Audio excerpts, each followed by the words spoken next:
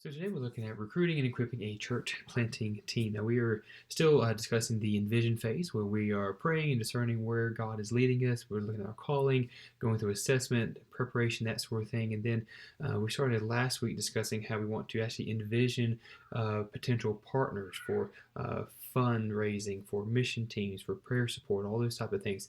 So we're still in the envisioning phase, and I include recruiting a team in the envisioning phase because really what you're doing in recruiting a team is you are trying to give them a big vision for what God has led you to do and how they can be a part. So you're actually envisioning them as well. But this recruiting and even team development actually goes and spans several phases up until even the first public worship gathering if that's your church planting model. So we'll talk about recruiting church planting team members today. So the five things that we're going to look at are why recruit a team, where to recruit from, how to recruit, and equipping your team, and some important considerations while you are recruiting and developing a team. So first of all, why recruit a team?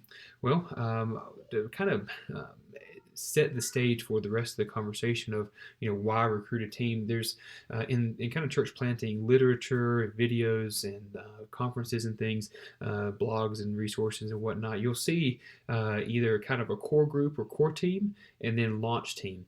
And sometimes, depending on the actual model, now we're going to discuss your church planting model in a few weeks, but depending on the model or the style of church that you plant or the approach that you take to do it, there's different ways of planting a church.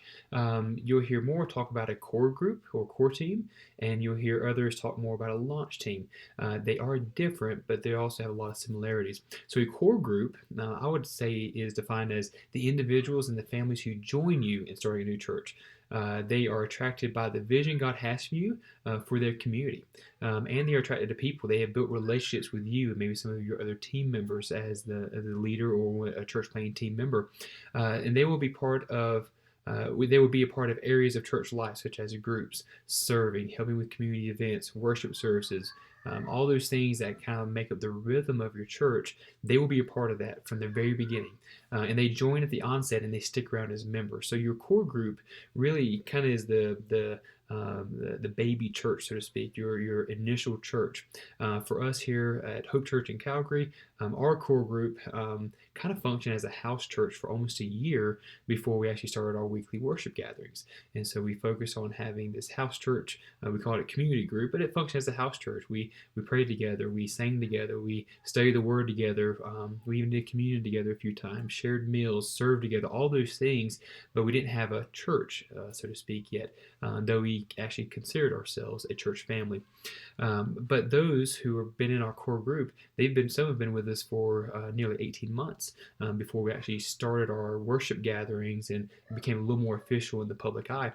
But your core group, they will join in the onset and they'll stick around as members for the most part. Now, to contrast that with a launch team is a little bit different. Launch team is a very specific type of team for a very specific purpose. Like I said, your core group kind of becomes your church. They're the initial members who do the initial labor to get it going. A launch team, though, is your core group members and maybe some other friends and partners from sister churches or even from mission teams that come, so forth, can be a part of a launch team. But these are core group members and other friends who join you in starting worship services. Mainly a launch team. When you read about a launch team, whether it's an online article or in a book, if they talk about a launch team, usually 99.18% of the time they are talking about actually getting the church worship services started, because usually that requires the most people power, the most energy, the most resources to get started. It didn't take a lot of resources for us to start a community group or a house church in our home. We started hosting a weekly dinner. We had two others who came, then another couple joined, another family came, and by the end of it we had 20 something people in our home every Sunday evening for a meal and Bible study and so forth. And so that was a little bit different. That didn't take a lot of resources. We didn't have to have a trailer with a stage and chairs and set up sound equipment and plan a worship service. We didn't have to do that in order to have a core group or our community group. But a launch team usually is there to help you for your worship services primarily. Sometimes they can help launch and start other things as part of the life of the church, but usually, typically, we're talking about the worship services. And your launch team, like I said, it includes your core group plus others who are helping in your community. So you have kind of two different types of people, so to speak, helping on this launch team. A launch team is usually attracted by a mission and a place to serve. They love what your church is doing. They want to bless and they want to serve and help you. Those not in the core group who are part of your launch team typically just are part of the worship services. We have a couple who are from our sending church here. Our sending church is just about 20 minutes away from where our church meets, and we had a couple who the husband knows a lot about music and AV equipment, and his wife has run the slides and things for her church services before, so they were both familiar, and they actually committed to help us for the first few months to help run our AV table until we can find someone in-house, one of our own people, who they can actually train.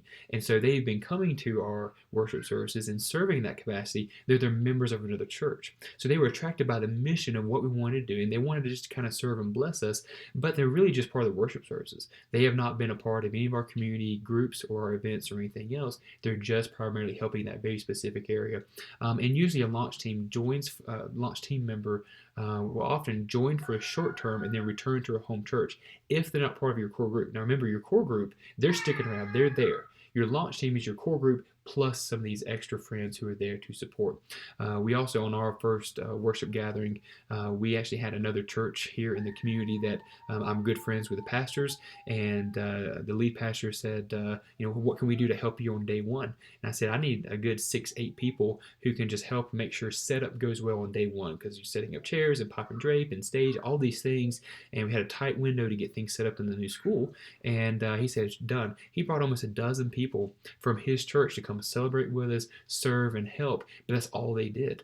They won't be a part of the regular rhythm of our church, but they were helping and serving alongside our core group, who were people that we had, like I said, for almost 18 months now, have been ministering alongside of. So that's the differences between a core group and a launch team, and I'll try to expound those as we go through the rest of this video. I've gotten some of the differences, and sometimes where you'll see the difference between a core group and a launch team. A core group and a launch team are different in their function, but united in their end goal. The goal of both is to help get a new church started, okay? And so they have this kind of unified goal, but they both function in different ways. And as we've also, I've always said in this particular course, yes, this is a course about church planting primarily, but everything that we're talking about is highly applicable whether you're planting a new church, replanting or revitalizing an existing church, or even multiplying your church. If you're trying to lead your church to plant others, in all three of these scenarios, you need a core group and even a launch team. And that'll look a little bit differently. And so the rest of these the slides will actually, there'll be ways that you can say, if I'm the lead pastor of an established church and I want us to consider helping plant a new church, or I want to take members from our church, say you have someone in your church that you want to prepare as a church planter, get them ready and send them, you actually want to help them build a core team as well. So everything we're discussing is highly applicable to all three of these scenarios. So why recruit a team? First of all, teams are essential because it's biblical. Jesus recruited and discipled the 12 to do the Great Commission together. I think that was done on purpose. If you notice Paul in the book of Acts, he is rarely alone. He is always with a team. He has someone he is mentoring, and he has other support people around him, or he's connected with others and he's sending them out to run errands and to communicate things and whatnot. But you always see that Paul did things in teams. And I think it's a biblical model. I think it's smart. Church planting is a multifaceted enterprise filled with so many challenges, so you'll need others with different gifting and different strengths to work alongside of you. So I think it's just simply smart, and there's not enough time in a week to do everything needed in order to get a new church started by yourself. So it's very smart to have a team. And I also believe it's equipping. I think it's part of Ephesians 4:12. Church planting creates a place for all believers, regardless of their gifting, their passions, how they are wired. They can all use those things for God's glory and their spiritual growth. And so you can actually help equip people in their spiritual life by having them part of the team and letting them use their gifts to serve. Where to recruit from? Here are kind of the main areas we say to recruit from. First of all, your sending church. Your sending church is typically the one that you were maybe a member of or a part of. You did an internship, a residency, an apprenticeship, or something, and you were part of this church for a while with the intention of being sent out to plant this new church. And so we had a person from our city church in Winston-Salem, North Carolina, moved to Calgary and started attending school to get into the country under a student visa, and she was our very first team member. She actually moved before my family did, so she was here before we were, but she was from our sending church. We also have kind of a local sending church here in Calgary that I did the apprenticeship with, and we had a family from that church has come and joined us as well. Actually, three people, a family and an individual. And so our sending church is a great place. Your sending church will be a great place to recruit people from, especially if they have a vision for sending out people to bless. The Summit Church in Raleigh-Durham with Pastor J.D. Greer is a great example of a sending church giving away their people. J.D. Greer actually wrote a book called Gaining by Losing, and the premise of the book is how your local church can actually be blessed and benefit and even grow by you sending your people away. And so whenever they send out a church planter, they send dozens of families with a church planter, and they will move to that new city.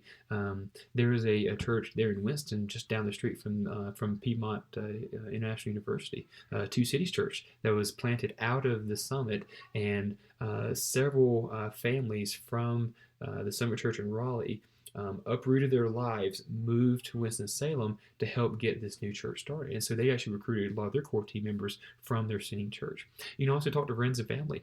You cast a compelling vision. Friends and family will want to be a part, especially if you're not moving too far away. A little bit more difficult for our family because we moved literally to the other side of the continent, and all of our families in North Carolina, and we're on the complete opposite coast in Alberta, up above Montana. And so we didn't have the privilege of having friends and family join us, but we made friends here in the community who joined us. And that leads to the next one: recruit team members from your neighborhood. Wherever God calls you, cast a vision for. We want to bless this community. We want to see life change, gospel transformation happen in your community. Would you like to be a part of this? So recruit from your own neighborhood. And I would say use community events to recruit. We did this as a church. We hosted things like a kite festival, a Neighbor Day carnival, soccer camps, Easter egg hunts, trivia nights. We hosted a bunch of different community events. And from that, we had some believers and even some non-believers who approached us and said, this is something I'd like to be a part of. And we have some really cool stories of how God opened up these relational doors to people we had never met by them simply coming to an event, and they came to the next, and their kids loved coming, the next, and the next, and all of a sudden they're in our home for Bible study, and they're at our worship services and serving. And so we've actually had several core team members come just from our community events. And I would say even recruit from the unchurched and unsaved relationships. Now, you don't want to recruit a lost person and say, hey, you're my co-pastor. That would not be smart. But I think it's quite okay to have lost people as part of your core team because you're discipling them to Christ. Maybe you can give them some responsibilities to even help, and they're around you, they're around gospel people, a gospel family, and you're able to disciple them to Christ, and then once they are saved, you can disciple them in Christ. So I would actually tap into your unchurched and unsaved relationships in your area because they may see you guys are blessing our community, you're doing great stuff. I want to be a part of doing good in my community. That's a great first step. Let's get them started there, and then let's share the gospel very clearly to help them see that we are about more than just being good to the community. We're about glorifying God through our lives. And I would also recruit from gatekeepers in the community. There's a gentleman in our community who actually is the right-hand man, works for our city councilor here in Calgary. And I met him through my relationship on the association board. And he actually has gotten the city councilor to meet with me and discuss. They like what our church is doing for his ward, and so he's kind of a gatekeeper. He's actually opened up some relational doors for us with other key people in the community, and he was at our very first worship gathering the other week, and he was sitting there about 3 rows back, and so I got to chat with him, and so he is a Christian, but has not been a part of a church in years, and so I am trying to cast a vision for how he can be a part of Hope Church, as well as we can work alongside the city councilor and just bringing good to our community. So gatekeepers in the community are a great place to recruit from. How to recruit? It's great to know why and know who you can recruit from, but it's tough to actually do the work of recruiting. So here are 7 things that I would say to give potential core team members. And I'll say give this to them because you don't want to force someone to be part of your team. You don't want to guilt them into it. But I would give them, first of all, the why. Give from the very beginning, give them the why of what you're doing. Why are you starting a new church? Why in that particular community? Why is God calling you to do this? Give them that why. Give them that compelling God-sized vision for how for what you see God doing in your community through a new church, or through replanting an existing church, or through your church starting another church. Give them the why behind it. Help them understand that it's not just a crazy idea you have in your head so that you can have your cool church. That was me years ago. Give them like a very compelling God-sized vision. Second, give them a plan they can see themselves a part of. If you lay out, we have this idea, and you built it all around yourself, or maybe around your one other team member who is really essential, but you're not really including others, they won't see themselves as a part. They'll say, well, why would I want to just come to that? Give them a plan that shows what you're actually going to do and how they can be a part of that, what role that they could potentially have, how them joining your team will not just get a new church started for the sake of it, but will actually bring gospel transformation into the lives of lost people in your community. So take that vision and then give them that plan that they can see themselves a part of. Third, give them your expectation of what it means to be a core team member. Many will be excited, or they'll like you. They'll want to be a part of this new work because of you. They know you personally, but they also need to know their expectations. You need to know that if you're recruiting someone to help with your kids ministry, your worship, let them know. Give them a job description if that's what it requires. If they have a specific role, give them your expectation. We want you to be a part of our community group or our house church for the first 12 months. We want you to serve alongside of us. Give them your expectations of what it means to be a core team member, because just like what happened with us, we had several who were coming to our group, and we were developing them into this core team to become a launch team, but it took several months of just coaching and training and studying scripture together to say, well, why are we doing this? What does it mean to be a core team member? How can you be a part? But I gave them an expectation of, here's what we want to see happen, and some stuck around and some did not. Number 4, give them the reality of the challenge. Please let them know that this is not just an easy, let's show up Sunday morning and we'll have church. It'll be great. No, there's labor. A few weeks ago, I had to get our core team together who, like I said, have been more of a house church. And we had to get together and say, okay, we've got to set up a connection table. We got to set up stage, and we got to set up the AV system. We got to set up the kids area. All these things we had to do. And so we, with the launch team, met and we discussed all the things that would need to happen. These are people who have just normal day jobs. They're not seminary trained. They're not pastors, they're not church planters. They're just average people with a big heart. And so we have to give them the reality of, this is going to take labor, it's going to take extra hours. But you also give them some hope of, as we do this, we are praying that God will bless. And then as more people become part of Hope Church, you won't have to set up the stage every single Sunday.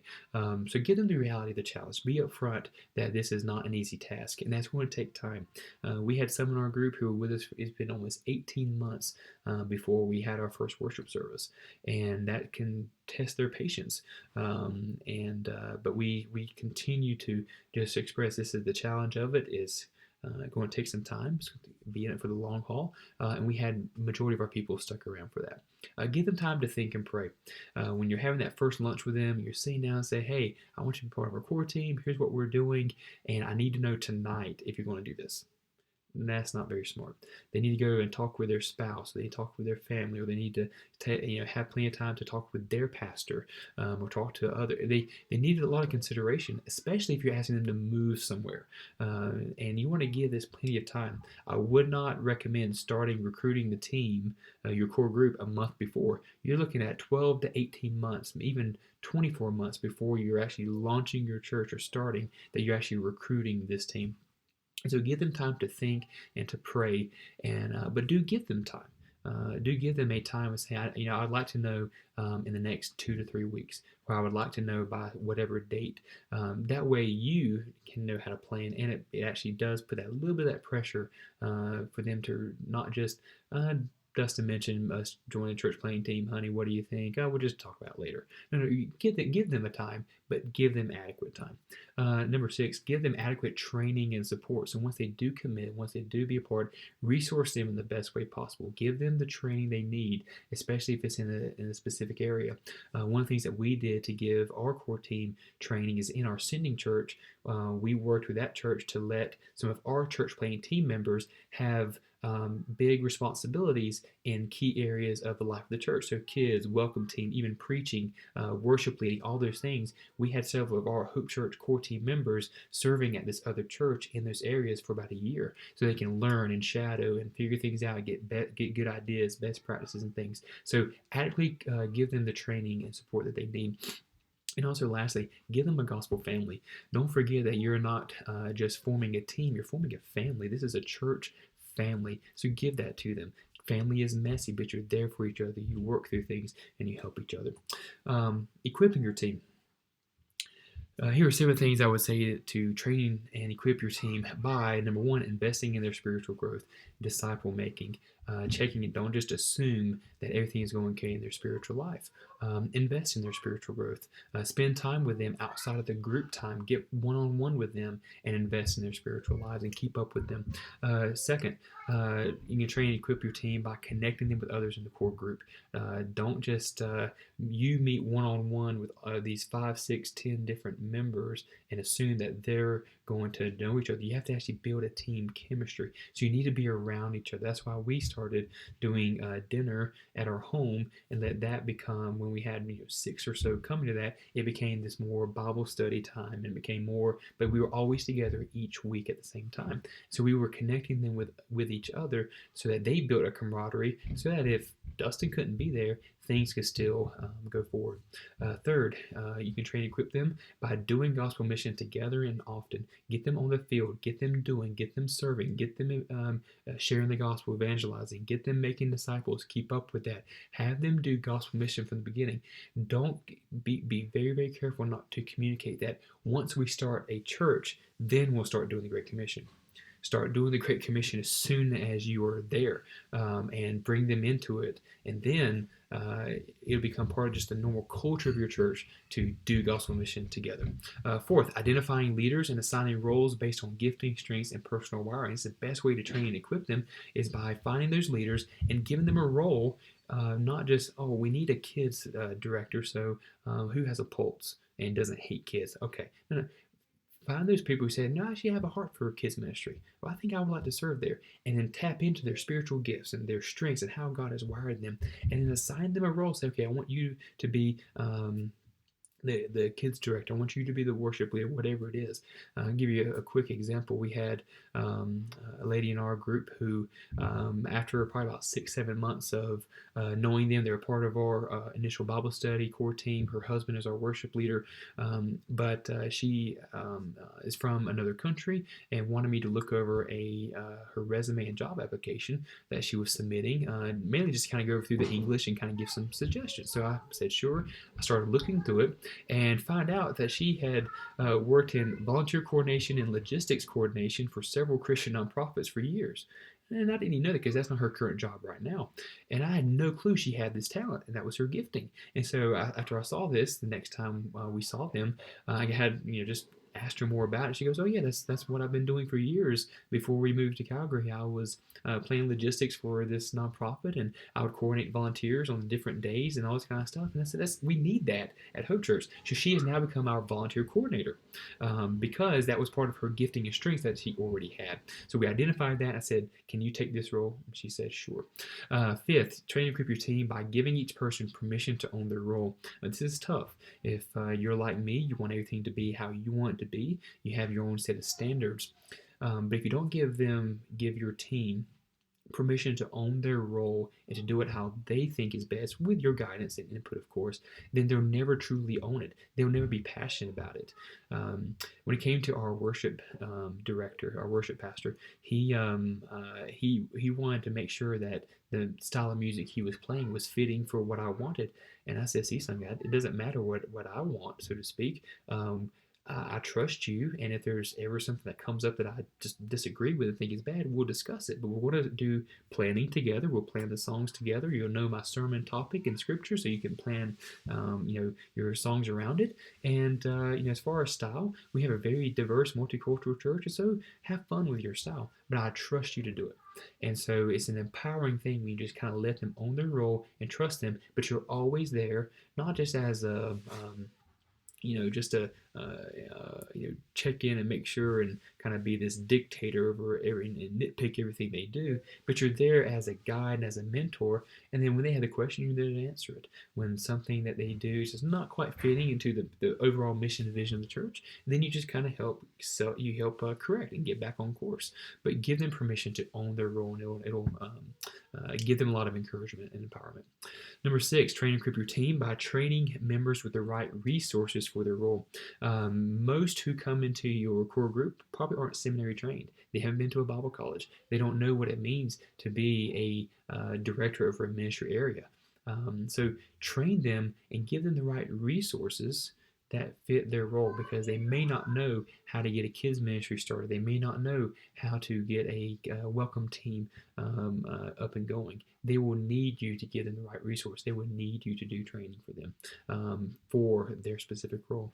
And last but not least, train and equip your team by pastoring them, though you may not officially be a church. It was quite fun when just a few 2 or 3 months into these dinners we were having each week at our home, and had about 4 or 5 people other than my family around the dinner table, and one of them started saying, "Should we start calling you Pastor Dustin now?" And I said, "Well, sure." At that point, we didn't have a church name. We didn't have a meeting location. We were just trying to get started and make disciples. But she asked, "Should we start calling you Pastor Dustin?" And what that taught me was that they were already seeing me as their pastor, even though we didn't have a church name, we didn't have anything. So pastor them, though you may not officially be a church. So, lastly, some important considerations when you're recruiting and developing your church planting team. Here are 10 things. First of all, be clear on their calling, character, and capacities. Assess them. We've already talked about you going through assessment, whether you're planting, revitalizing, or whichever ministry area God's called you to, but you need to actually assess theirs as well. There are some churches that have a very good assessment process for lay people who want to be that family that moves with the church planter that helps start a new church, or they are sent from their sending church to join this team.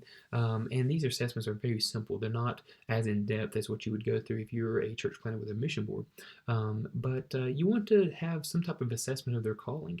Have them write out their testimony, talk with them, meet with them, interview them, have others speak into whether they do have a character that would be a godly character and fitting for your team, because the last thing you would want is someone who likes the idea of starting a new church because they're so disgruntled with their current church, and then they just bring all that mess and baggage to yours. So you want to be able to assess them in some way, and also their capacity. Find out what they're passionate about, what their ministry experience is, where have they volunteered in their previous churches. or in the business world, where have they gained experience? What are their expertise, and how could that even fit? So do some type of assessment. You can form some very simple questions and have some very simple interview, and really you assess them as you get to know them over time. Second, be sure your team owns the vision as much as you do. That's a very big and key consideration. If someone on your team just doesn't buy into it or doesn't believe, then they really shouldn't be part of your team. They need to stay with their church or be part of another church planting team. But if God has given you a vision, like for us at Hope Church, our vision is gospel saturation. We want every person, every place to find hope in Christ. And so we ask the question, what's it going to take for us to help every man, woman, and child have repeated opportunity to hear, see, and respond to the gospel in our geography? So if that is the vision of our church, that's the one I am actually casting and telling these potential team members, then when they join that, they need to own it for themselves. They need to be sure that they believe that that is what God is calling them to be a part of. And you may meet some, and I've met several here in our city who I was talking to them and actually invited them to be part of our team and talked to them about the vision, and it just wasn't for them for whatever reason.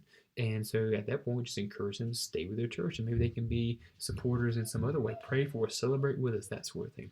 But make sure your team owns the vision as much as you do, because you'll be very passionate about it. But it may take time for them to be.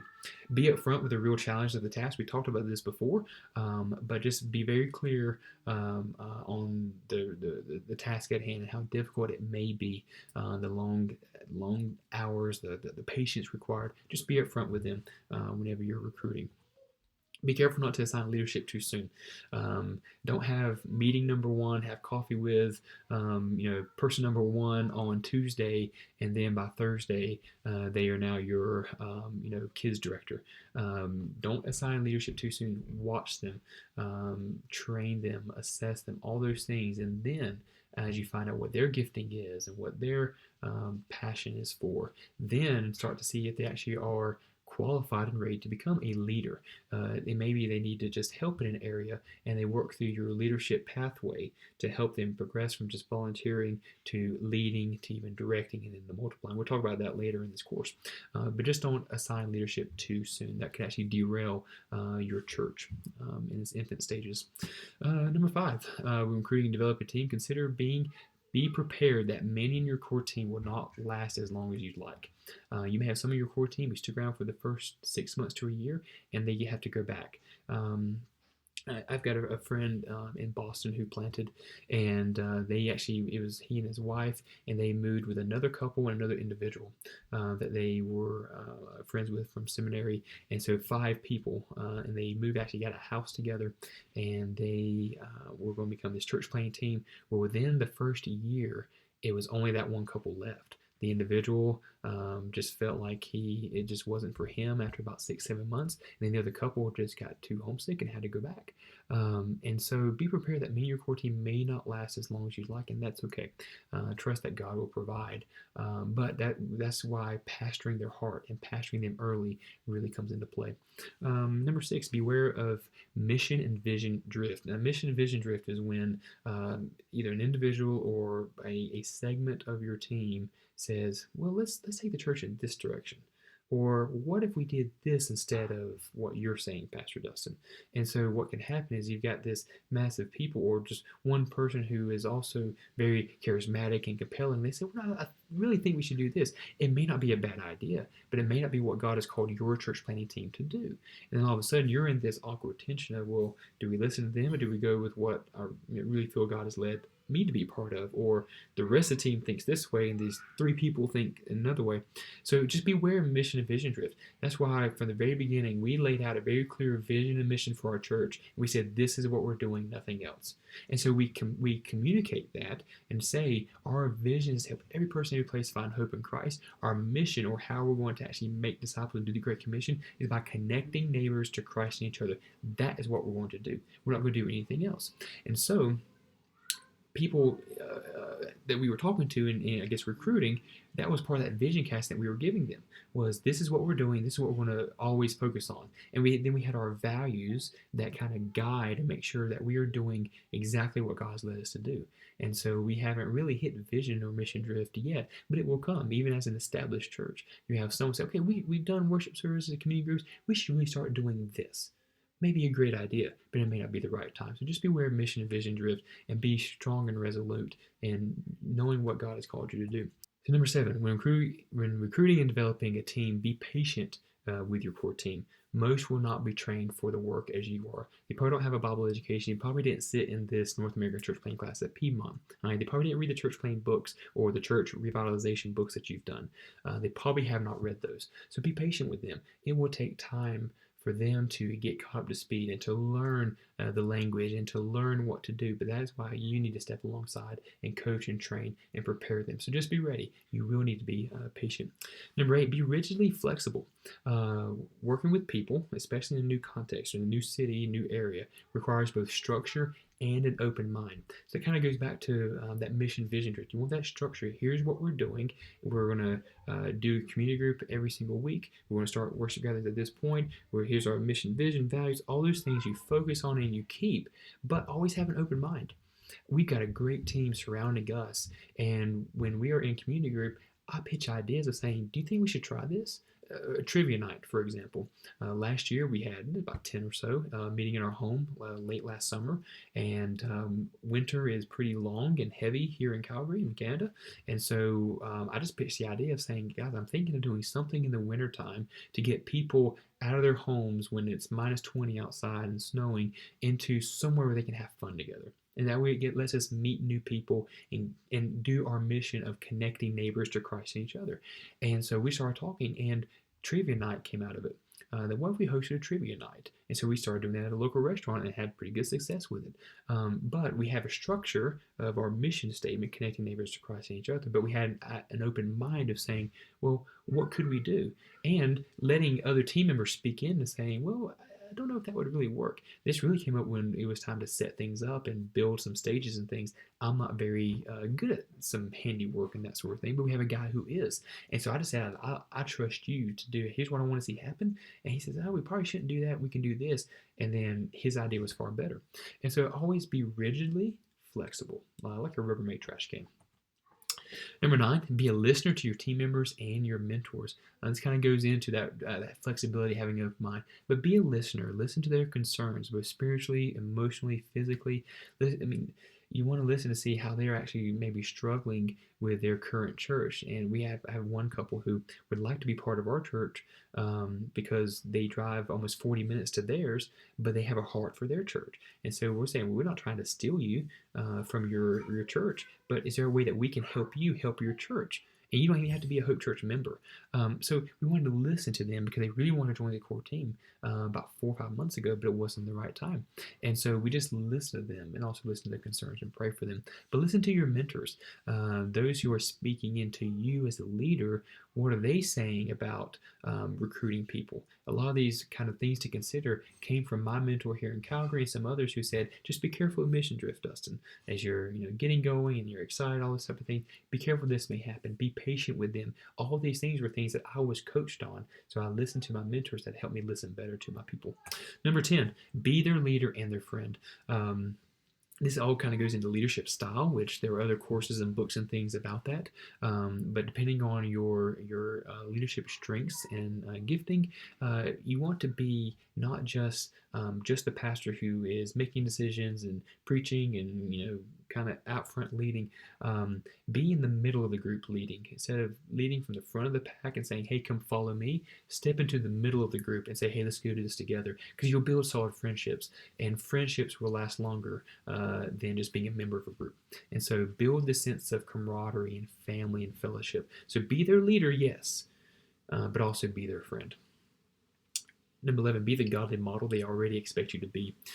This kind of goes into when that one person was saying, should we call you Pastor Dustin now?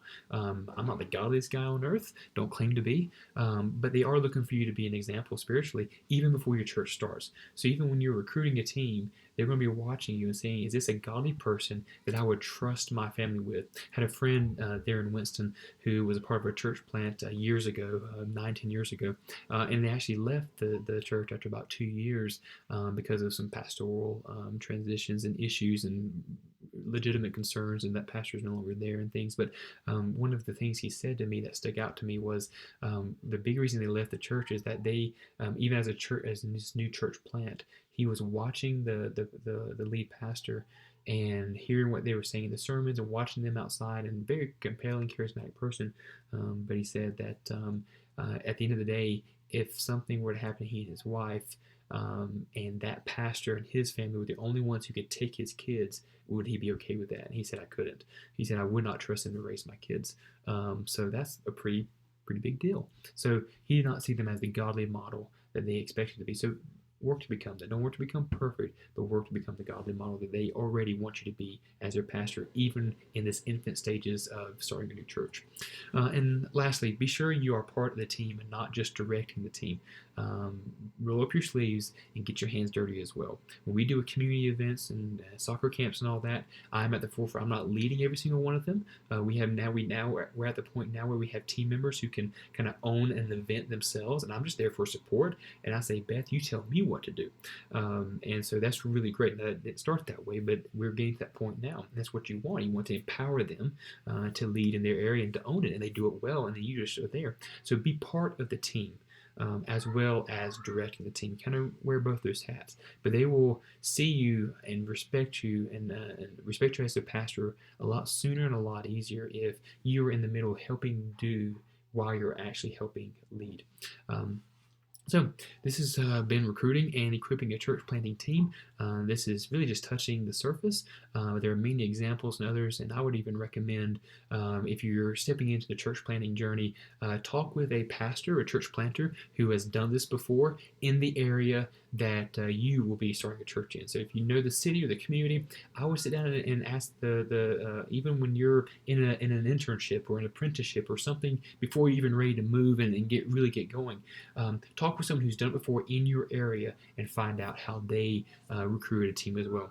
I did that and got a lot of really great advice. So a lot of things to consider, but I hope this has been beneficial for you as you seek to recruit a team to either plant a new church, revitalize or replant an existing church, which that team will actually come from your group that's already your church members. Or if you're looking to lead your church and actually build a team from within your church to be sent out to plant. So I hope that this video will help you in that endeavor.